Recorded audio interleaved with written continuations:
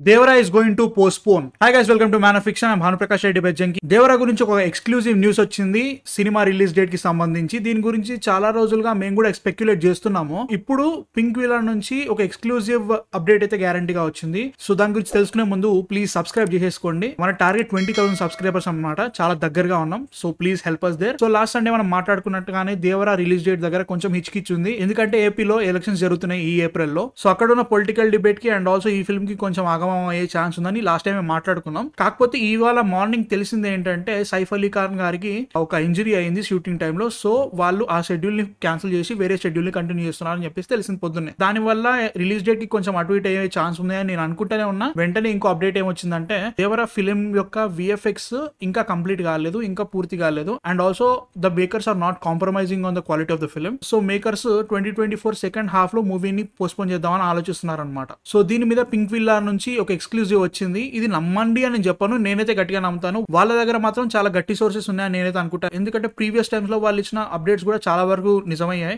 And ఇది కూడా అలానే ఉండబోతుంది. ఎందుకంటే సలార్ పోస్ట్పోన్ అవుతుంది అని చెప్పేసి కూడా వాళ్ళే అన్నారు సెప్టెంబర్ నుంచి. సో దీనికైతే నేను నమ్ముతాను. అండ్ ఆల్సో చాలా ఫ్యాక్టర్స్ కూడా ఉన్నాయి దేవరా పోస్ట్పోన్ అయ్యే ఛాన్స్ ఉన్నాయని చెప్పేసి అనుకున్నాం మేము కూడా. అది పొలిటికల్ రీజన్స్ అనుకున్నాను. అండ్ ఆల్సో వర్క్ కూడా కంప్లీట్ కాలేదు కాబట్టి దాన్ని బట్టి కూడా సినిమా మీద ఎఫెక్ట్ అయితే గ్యారంటీగా ఉంటుంది. ఒకవేళ నిజంగానే దేవరా పోస్ట్పోన్ అవుతుందంటే so what will be the next release date అనేది నిజంగానే పెద్ద క్వశ్చన్ అనే చెప్పాలి. ఎందుకంటే ఈ ఇయర్ లో స్టార్ ఫిల్మ్స్ తో టోటల్ గా నిండిపోయింది. సో ఒక్కొక్కరు ఒక్కొక్క రిలీజ్ డేట్ అనుకుంటున్నారు. కల్కి అయితే మాత్రం మేలో వచ్చే ఛాన్సులు ఉన్నాయి అనుకుంటున్నాను నేనైతే మాత్రం. అది కూడా పోస్ట్పోన్ అయితే ఇంకా పెద్ద పాయింట్ అవుతుంది. అదే కాకుండా గేమ్ చేంజర్ సెప్టెంబర్ అన్నారు. అండ్ ఆల్సో మనకి పెద్ద సినిమాలు లైక్ ఓజీ కానివ్వండి, పుష్ప 2 కూడా ఉంది, రాజాసాబ్ కానివ్వండి, ఇవన్నీ సెకండ్ హాఫ్ ఆఫ్ 2024 ఉన్నాయి. సో జూలై నుంచి డిసెంబర్ లోపు ఎప్పుడైనా రావచ్చు సినిమాలు. సో ఇవన్నిట్లో చూసుకుంటే దేవరా ఎక్కడ పడుతుంది ఒకవేళ పోస్ట్పోన్ అవుతాయి అని ఆలోచిస్తే మాత్రం కొంచెం డౌటే ఉంది. I'm thinking they have a release date plan around. So దాన్ని బట్టి ఖచ్చితంగా వాళ్ళు ఏదో ప్లాన్ అయితే చేసుకుంటారు గ్యారంటీగా.